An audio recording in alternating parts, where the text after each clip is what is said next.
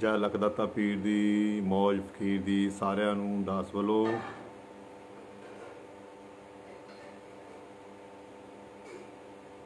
ਮਨ ਲੱਗੇ ਚਾਹੇ ਨਾ ਲੱਗੇ, ਕੁਛ ਦਿਖੇ ਚਾਹੇ ਨਾ ਦਿਖੇ, ਕੁਝ ਹੋਵੇ ਚਾਹੇ ਨਾ ਹੋਵੇ, ਪਰ ਤੁਸੀਂ ਆਪਣੀ ਡਿਊਟੀ ਸਮਝ ਕੇ ਰੋਜ਼ ਭਜਨ ਸਿਮਰਨ ਦਾ ਅਭਿਆਸ ਕਰਦੇ ਰਹੋ, ਰੋਜ਼ ਬੰਦਗੀ ਕਰਦੇ ਰਹੋ।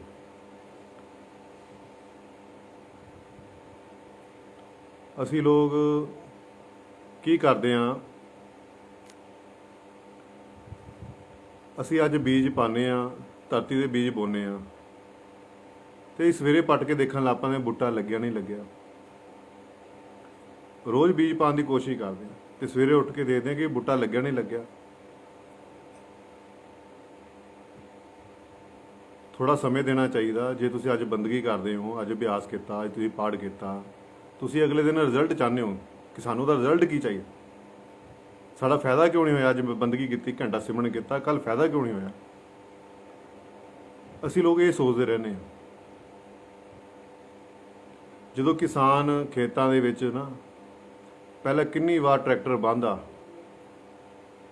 ਪੂਰੀ ਖੇਤ ਦੀ ਵਾਹੀ ਕਰਦਾ, ਕਰਨ ਤੋਂ ਬਾਅਦ ਜਦੋਂ ਮਿੱਟੀ ਪੋਲੀ ਹੋ ਜਾਂਦੀ ਫਿਰ ਉਹ ਉਹਦੇ ਵਿੱਚ ਬੀਜ ਪਾਉਂਦਾ। ਬੀਜ ਪਾਉਣ ਤੋਂ ਬਾਅਦ ਉਹ ਫਿਰ ਉਹਨੂੰ ਕਈ ਚਿਰ ਪਾਣੀ ਦਿੰਦਾ। ਪਾਣੀ ਦੇਣ ਤੋਂ ਬਾਅਦ ਕਾਫੀ ਚਿਰ ਬਾਅਦ ਫਿਰ ਫਸਲ ਬਾਹਰ ਆਉਂਦੀ ਹੈ, ਫਿਰ ਬੂਟਾ ਬਾਹਰ, ਪੌਦਾ ਉਹ 'ਚੋਂ ਆਉਣਾ ਬਾਹਰ ਸ਼ੁਰੂ ਹੋ ਜਾਂਦਾ। ਫਸਲ ਖੜੀ ਹੋ ਜਾਂਦੀ ਆ, ਫਿਰ ਜਦੋਂ ਪੱਕਦੀ ਆ ਫਿਰ ਉਹਨੂੰ ਵੱਢਿਆ ਜਾਂਦਾ।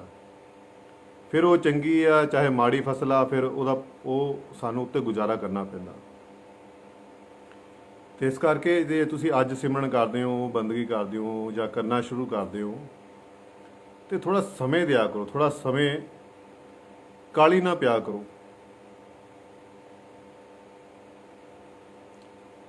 ਸਮੇਂ ਆਏ ਤੇ ਬਹਾਰ ਆਏ ਤੇ ਪੌਦਿਆਂ ਨੂੰ ਫਲ ਲੱਗਦੇ ਨੇ, ਫੁੱਲ ਲੱਗਦੇ ਨੇ। ਅੱਜ ਅਸੀਂ ਮਾਲੀ ਦਾ ਕੰਮ ਪਾਣੀ ਪਾਣਾ, ਪਰ ਮਸ਼ਕਾਂ ਪਾਵੇ, ਮਾਲਕ ਦਾ ਕੰਮ ਫਲ ਫੁੱਲ ਲਾਵੇ ਨਾ ਲਾਵੇ, ਉਹਦੀ ਮਰਜ਼ੀ ਆ। ਅਤੇ ਤੁਸੀਂ ਰੋਜ਼ ਭਜਨ ਸਿਮਰਨ ਅਭਿਆਸ ਕਰਦੇ ਹੋ, ਤੁਹਾਡਾ ਨੇਮ ਪੱਕਾ ਹੋਣਾ ਚਾਹੀਦਾ। ਬੰਦਗੀ ਨਾ ਛੱਡੋ। ਤੁਹਾਡਾ ਮਨ ਨਹੀਂ ਲੱਗਦਾ ਤਾਂ ਵੀ ਤੁਸੀਂ ਬੰਦਗੀ 'ਤੇ ਬੈਠੋ, ਤੁਹਾਡਾ ਦਿਲ ਨਹੀਂ ਲੱਗਦਾ ਤਾਂ ਵੀ ਤੁਸੀਂ ਬੰਦਗੀ 'ਤੇ ਬੈਠੋ। ਸਿਮਰਨ ਨਾ ਛੱਡੋ, ਬੰਦਗੀ ਨਾ ਛੱਡੋ। ਇਹ ਰੋਜ਼ ਕਰਨ ਵਾਲਾ ਕੰਮ ਆ। ਇੱਕ ਦਿਨ ਕਰ ਲਿਆ, ਦੂਜੇ ਦਿਨ ਨਹੀਂ ਕੀਤਾ, 2 ਦਿਨ ਕਰ ਲਿਆ, ਫਿਰ ਨਹੀਂ ਕੀਤਾ, ਇੱਦਾਂ ਗੱਲ ਨਹੀਂ ਬਣਨੀ। ਰੋਜ਼ ਕਰੋ, ਰੋਜ਼ ਕਰੋ, ਇਹਨੂੰ ਭੁੱਲ ਜਾਓ। ਅਸੀਂ ਲੋਕ ਅੱਜ ਭਜਨ ਸਿਮਰਨ ਕਰਦੇ ਹਾਂ, ਸਵੇਰੇ ਉੱਠ ਕੇ ਦੇਖਦੇ ਸਾਰੇ ਸਾਨੂੰ ਫਾਇਦਾ ਹੀ ਨਹੀਂ ਹੋਇਆ। ਇੱਕ ਮਿੱਤਰ ਪਿਆਰੇ ਦਾ ਫੋਨ ਆਇਆ, ਕਹਿੰਦਾ ਬਾਬਾ ਜੀ ਮੇਰਾ ਨਾ ਬਾਹਰ ਦਾ ਕੰਮ ਨਹੀਂ ਬਣਦਾ। ਮੈਂ ਕਿਹਾ ਯਾਰ ਪ੍ਰਭੂ ਦਾ ਸਿਮਰਨ ਕਰਿਆ ਕਰ, ਪ੍ਰਭੂ ਦਾ ਨਾਂ ਜਪਿਆ ਕਰ, ਤੇ ਤੂੰ ਇੱਕ ਨਾ ਰੋਜ਼ ਜਪਜੀ ਸਾਹਿਬ ਦਾ ਪਾਠ ਕਰਿਆ ਕਰ, ਕਰਨਾ ਸ਼ੁਰੂ ਕਰ ਦੇ। ਹੌਲੀ ਹੌਲੀ ਪਰਮਾਤਮਾ ਕਿਰਪਾ ਸ਼ਾਇਦ ਬਾਹਰ ਦਾ ਤੇਰਾ ਕੰਮ ਬਣ ਜਾਵੇ। ਉਸ ਇਨਸਾਨ ਨੇ ਮੈਨੂੰ ਜਵਾਬ ਦਿੱਤਾ, ਕਹਿੰਦਾ ਬਾਬਾ ਜੀ ਕਿੰਨੇ ਦਿਨ ਪਾਠ ਕਰਨਾ। ਬੜਾ ਹਾਸੇ ਵਾਲੀ ਗੱਲ ਹੈ ਇਹ। ਕਹਿੰਦਾ ਕਿੰਨੇ ਦਿਨ ਪਾਠ ਕਰਨਾ। ਸੋ ਅਸੀਂ ਪਾਠ ਪਹਿਲਾਂ ਤਾਂ ਸਾਡੀ ਜਿਹੜੀ ਬੰਦਗੀ ਅਸੀਂ ਕਰਦੇ ਹਾਂ, ਭਗਤੀ ਕਰਦੇ ਹਾਂ, ਸਿਮਰਨ ਕਰਦੇ ਹਾਂ, ਇਹ ਕਾਹਦੇ ਲਈ ਕਰਦੇ ਹਾਂ। ਅਸੀਂ ਆਪਣੇ ਕੰਮਕਾਜ ਚਲਾਉਣ ਵਾਸਤੇ ਕਰਦੇ ਹਾਂ। ਜੇ ਤੁਸੀਂ ਆਪਣੇ ਕੰਮਕਾਜ ਚਲਾਉਣ ਵਾਸਤੇ ਭਗਤੀ ਕਰਦੇ ਹੋ, ਧੀਆਂ ਪੁੱਤ ਲੈਣ ਵਾਸਤੇ ਭਗਤੀ ਕਰਦੇ ਹੋ,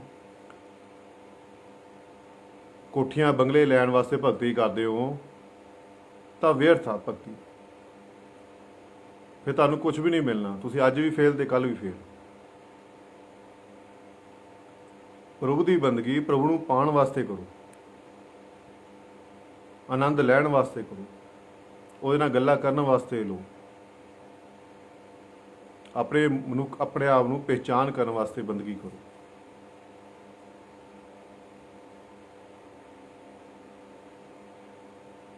ਹੌਲੀ ਹੌਲੀ ਰੋਜ਼ ਅਭਿਆਸ ਕਰੋ, ਰੋਜ਼ ਬੰਦਗੀ ਕਰੋ। ਇੱਕ ਦਿਨ ਕਰਨ ਵਾਲਾ ਕੰਮ ਨਹੀਂ ਹੈ, ਰੋਜ਼ ਕਰਨ ਵਾਲਾ ਕੰਮ ਹੈ। ਰੋਜ਼ ਕਰੋ, 2-2.5 ਘੰਟੇ ਬੈਠੋ, ਭਜਨ ਸਿਮਰਨ ਕਰੋ, ਫਿਰ ਆਪਣੇ ਦੀਨ ਦੁਨੀਆ ਕੰਮ ਕਰੋ। ਮਨ ਲੱਗੇ ਨਾ ਲੱਗੇ, ਦਿਖੇ ਨਾ ਦਿਖੇ, ਕੁਝ ਹੋਵੇ ਨਾ ਹੋਵੇ, ਸਿਮਰਨ ਜ਼ਰੂਰ ਕਰੋ ਤੁਸੀਂ, ਬੰਦਗੀ ਜ਼ਰੂਰ ਕਰੋ ਤੁਸੀਂ।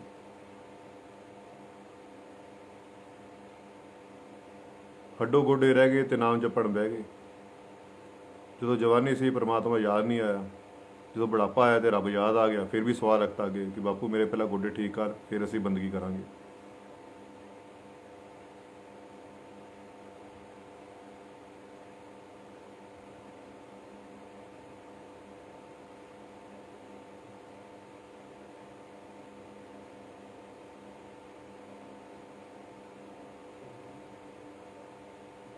ਰੋਜ਼ ਅਭਿਆਸ ਕਰੋ। ਇੱਕ ਕਲਾਸ ਪਾਸ ਕਰਨੀ ਹੋਵੇ ਨਾ, ਆਪਾਂ ਸਕੂਲ 'ਚ ਬੱਚੇ ਨੂੰ ਪਾਉਂਦੇ ਹਾਂ, ਇੱਕ ਕਲਾਸ ਪਾਸ ਕਰਨੀ ਹੋਵੇ ਤੇ 365 ਦਿਨ ਲੱਗਦੇ ਆ। 365 ਦਿਨ ਪੜ੍ਹ ਕੇ ਫਿਰ ਪੇਪਰ ਹੁੰਦੇ ਉਹਦੇ, ਫਿਰ ਪੇਪਰ ਹੁੰਦੇ ਉਹ 'ਚ ਪਤਾ ਲੱਗਦਾ ਕਿ ਪਾਸ ਆ ਜਾਂ ਫੇਲ ਆ, ਕਿ ਨਵੀਂ ਕਲਾਸ ਜਾਣਾ ਕਿ ਨਹੀਂ ਜਾਣਾ। 365 ਦਿਨ। ਤੇ ਅਸੀਂ ਅੱਜ ਬੰਦਗੀ ਕਰਦੇ ਹਾਂ, ਅੱਜ ਅਸੀਂ ਪਾਠ ਕਰਦੇ ਹਾਂ, ਇੱਕ ਵਾਰ ਪਾਠ ਕਰ ਲਿਆ ਜਾਂ 2 ਵਾਰ ਕਰ ਲਿਆ ਜਾਂ 10 ਵਾਰ ਕਰ ਲਿਆ, ਅਸੀਂ ਅਗਲੇ ਦਿਨ ਉਹਦਾ ਰਿਜ਼ਲਟ ਚਾਹੁੰਦੇ ਹਾਂ ਕਿ ਸਾਨੂੰ ਰਿਜ਼ਲਟ ਕਿਉਂ ਨਹੀਂ ਮਿਲਿਆ।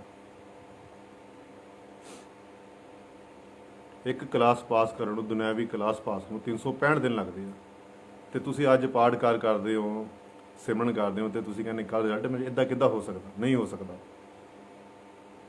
ਵਕਤ ਦਿਓ, ਥੋੜ੍ਹਾ ਸਮਾਂ ਦਿਓ ਪਰਮਾਤਮਾ ਨੂੰ।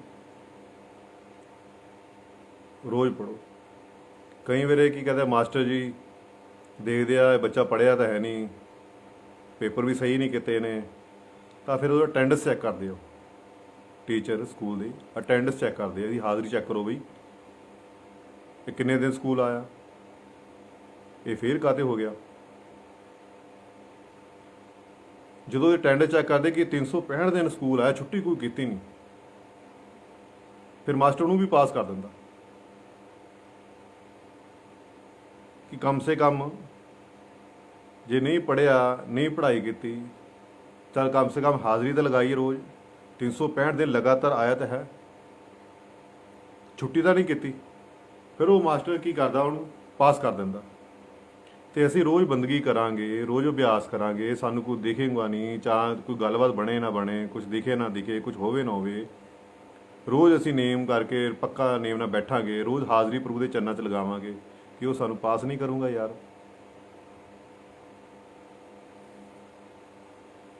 ਉਹ ਤਾਂ ਪਰਮਾਤਮਾ, ਪਿਤਾ ਪਰਮਾਤਮਾ, ਕਿ ਉਹ ਸਾਨੂੰ ਪਾਸ ਨਹੀਂ ਕਰੂੰਗਾ। ਤੇ ਇਸ ਕਰਕੇ ਢੀਠ ਬਣ ਕੇ, ਪੱਕੇ ਹੋ ਕੇ ਰੋਜ਼ ਭਜਨ ਸਿਮਰਨ ਕਰਦੇ ਰਹੋ, ਰੋਜ਼ ਬੰਦਗੀ ਕਰੋ ਜਿੰਨੀ ਹੁੰਦੀ ਆ। ਸਾਰੇ ਦੁੱਖਾਂ ਦੀ ਦਵਾਈ ਬੰਦਗੀ ਆ, ਤੁਹਾਡੇ ਸਾਰੇ ਸਵਾਲਾਂ ਦਾ ਜਵਾਬ ਬੰਦਗੀ ਆ।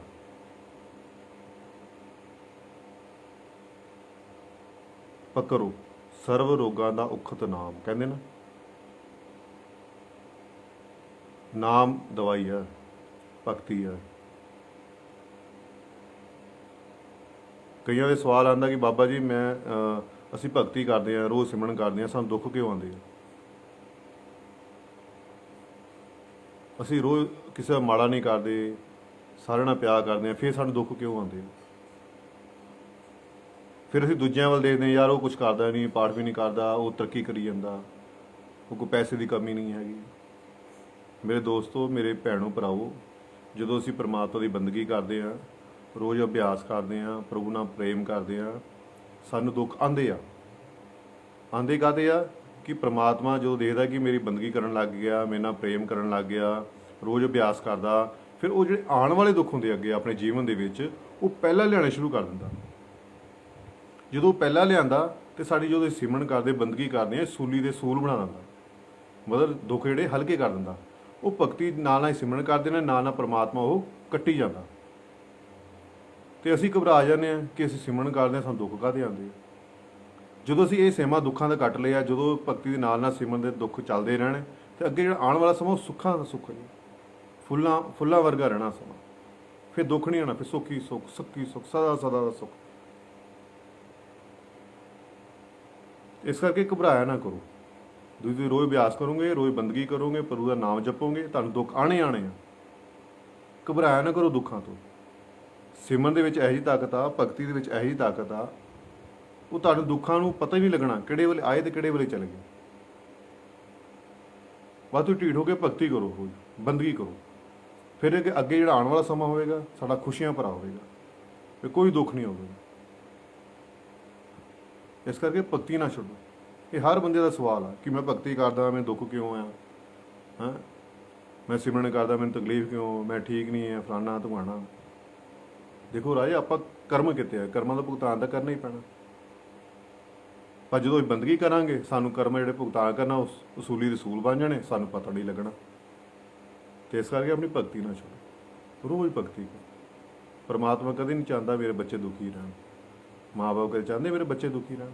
ਹਮੇਸ਼ਾ ਕਹਿੰਦੇ ਖੁਸ਼ ਰਹਿਣ, ਰਾਜੀ ਬਾਜੀ ਰਹਿਣ।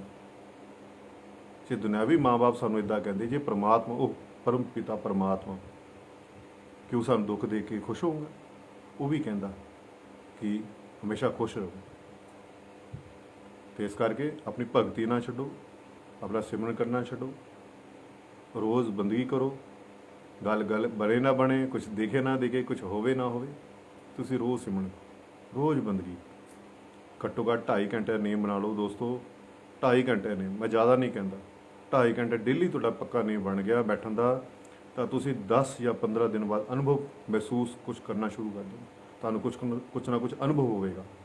ਮੇਰੇ ਕਹਿਣ ਅਨੁਸਾਰ, ਦਾਸ ਦੇ ਕਹਿਣ ਅਨੁਸਾਰ ਰੋਜ਼ ਅਭਿਆਸ ਕਰਨਾ ਸ਼ੁਰੂ ਕਰ ਦਿਓ, ਤੁਹਾਡੇ ਸਾਰੇ ਗੱਲਾਂ ਦੇ ਜਵਾਬ ਮਿਲ ਜਾਣੇ। 2.5 ਘੰਟੇ, 2.5 3 2 2.5 ਘੰਟੇ, 2 2.5 ਘੰਟੇ, 3 ਘੰਟੇ ਡੇਲੀ ਨੇਮ ਬਣਾ ਲਓ ਪੱਕਾ। ਫਿਰ ਤੁਹਾਨੂੰ ਹਰ ਸਵਾਲ ਦਾ ਜਵਾਬ ਮਿਲੇਗਾ, ਤੁਹਾਨੂੰ ਅਨੁਭਵ ਹੋਵੇਗਾ, ਆਨੰਦ ਮਿਲੇਗਾ। ਆਪਣੇ ਅੰਦਰ ਦੇਖਣ ਦੀ ਕੋਸ਼ਿਸ਼ ਕਰੋ, ਅੰਦਰ ਆਨੰਦ ਲੈਣ ਦੀ ਕੋਸ਼ਿਸ਼ ਕਰੋ। ਦੇਖੋ ਕੀ ਕੁਛ ਹੈ ਜੋ ਬਾਹਰ ਦੇਖਦੇ ਹਾਂ, ਇਹ ਅੰਦਰ ਆ ਸਾਡੇ। ਹੌਲੀ ਹੌਲੀ ਦੇਖਣ ਦੀ ਕੋਸ਼ਿਸ਼ ਕਰੋ। ਉਹ ਤਾਂ ਦਿਖਾਂਗੇ ਜੇ ਰੋਜ਼ ਬੈਠਾਂਗੇ, ਰੋਜ਼ ਅਭਿਆਸ ਕਰਾਂਗੇ ਤਾਂ ਦਿਖਣਾ। 365 ਦਿਨ ਲੱਗਦੇ ਇੱਕ ਕਲਾਸ ਪਾਸ ਕਰਨ ਨੂੰ। ਫਿਰ ਇਸ ਲਈ 1-2 ਦਿਨ ਦਾ ਕੰਮ ਨਹੀਂ, ਇਹ ਰੋਜ਼ ਕਰਨ ਵਾਲਾ ਕੰਮ ਹੈ। ਤੁਸੀਂ ਰੋਜ਼ ਅਭਿਆਸ ਕਰੋ, ਰੋਜ਼ ਬੰਦਗੀ ਕਰੋ।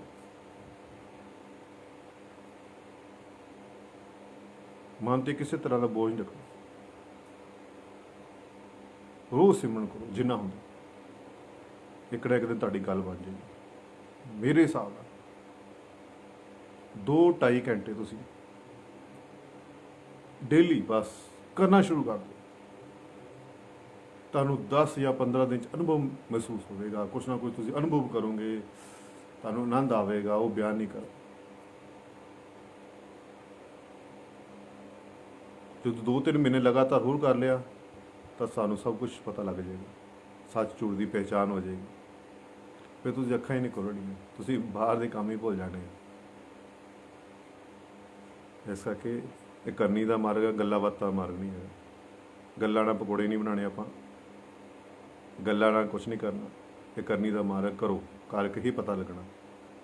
ਠੀਕ ਆ, ਮੈਂ ਬੋਲ ਰਿਹਾ, ਤੁਹਾਨੂੰ ਦੱਸ ਰਿਹਾ। ਇਸ ਕਰਕੇ ਸਮਝਣ ਦੀ ਕੋਸ਼ਿਸ਼ ਕਰੋ, ਵਕਤ ਦਾ, ਸਮੇਂ ਦੀ ਕਦਰ ਕਰੋ, ਸਮੇਂ ਦੀ ਸੰਭਾਲ ਕਰੋ, ਮਨੁੱਖੀ ਜਨਮ ਦਾ ਫਾਇਦਾ ਲਵੋ, ਸਾਰਿਆਂ ਨਾਲ ਪ੍ਰੇਮ ਕਰੋ, ਸ਼ਾਕਾਹਾਰੀ ਭੋਜਨ ਖਾਓ। ਇਹ ਮਾਸ, ਮदिरा, ਸ਼ਰਾਬ ਇਹ ਸਾਡੇ ਲਈ ਨਹੀਂ ਬਣਿਆ, ਆਪਣੇ ਦੰਦ ਦੇਖ ਤੋਂ ਚਪਟੇ ਆ। ਇਸ ਕਰਕੇ ਸ਼ਾਕਾਹਾਰੀ ਭੋਜਨ ਖਾਓ, ਫਲ ਬੇਨ ਫਲ ਖਾਓ, ਸਬਜ਼ੀਆਂ ਹਰੀਆਂ ਭਰੀਆਂ ਖਾਓ, ਸਰੀਰ ਤੰਦਰੁਸਤ ਰਵੇ। ਮਾਸਾਹਾਰੀ ਭੋਜਨ ਨਹੀਂ ਖਾਣਾ, ਨਸ਼ਿਆਂ ਤੋਂ ਦੂਰ ਰਹਿਣਾ, ਸਾਰਿਆਂ ਨਾਲ ਪ੍ਰੇਮ ਕਰਨਾ। ਫਿਰ ਨਿੰਦਾ ਚੁਗਲੀ ਤੋਂ ਬਚ ਕੇ ਰਹਿਣਾ। ਨਿੰਦਾ ਚੁਗਲੀ ਸਭ ਤੋਂ ਵੱਡੀ ਭਗਤੀ ਵਿੱਚ ਰੁਕਾਵਟ ਆ। ਨਿੰਦਾ ਚੁਗਲੀ ਨਹੀਂ ਕਰਨੀ ਕਿਸੇ ਦੀ, ਚੁੱਪ ਕਰ ਜਾਓ। ਜੇ ਕੋਈ ਤੁਹਾਨੂੰ ਬੁਰਾ ਬੋਲਦਾ, ਗਲਤ ਬੋਲਦਾ, ਚੁੱਪ ਕਰ ਜਾਓ, ਅੰਦਰ ਆਪਣੇ ਸਿਮਰਨ ਤੇ ਰੱਖੋ। ਜੇ ਤੁਸੀਂ ਜਵਾਬ ਨਹੀਂ ਦੋਗੇ ਤਾਂ ਪਰਮਾਤਮਾ ਜਵਾਬ ਦੇਗਾ ਉਸ ਗੱਲ ਦਾ। ਤੁਸੀਂ ਅੰਦਰ ਸਿਮਰਨ, ਕੋਈ ਬੋਲਦਾ ਨਾ ਤੁਹਾਨੂੰ, ਤੁਸੀਂ ਸਿਮਰਨ ਤੇ ਰੱਖੋ ਆਪਣਾ, ਕਿਸੇ ਨੂੰ ਜਵਾਬ ਨਹੀਂ ਦੇਣਾ। ਸਮੇਂ ਉਹਨੂੰ ਵਕਤ ਜਵਾਬ ਦੇਗਾ। ਥੋੜਾ ਧੀਰਜ ਰੱਖਿਆ ਕਰੋ, ਚੁੱਪ ਰਹਿਣਾ ਸਿੱਖੋ। ਬਸ ਜ਼ਿਆਦਾ ਬੋਲਣਾ ਬੰਦ ਕਰ ਦਿਓ, ਚੁੱਪ ਕਰ ਜਾਓ, ਸ਼ਾਂਤ ਹੋ ਜਾਓ, ਅੰਤਰ ਸਿਮਰਨ ਕਰਦੇ ਰਹੋ। ਕਿਸੇ ਨੂੰ ਕਿਸੇ ਗੱਲ ਦਾ ਜਵਾਬ ਨਹੀਂ, ਮਸਤ। ਕੋਈ ਬੁਰਾ ਗਾਲਾ ਵੀ ਕੱਢੇ ਨਾ ਤਾਂ ਚੁੱਪ ਕਰ ਜਾਓ, ਬਸ ਮਸਤ ਹੋ ਜਾਓ। ਫਿਰ ਤੁਹਾਡੀ ਗੱਲ ਬਣ ਜਾਏਗੀ। ਰੋਜ਼ ਨੇਮ ਪੱਕਾ ਕਰ ਲਓ ਬਸ, ਰੋਜ਼ ਬੰਦਗੀ ਕਰੋ।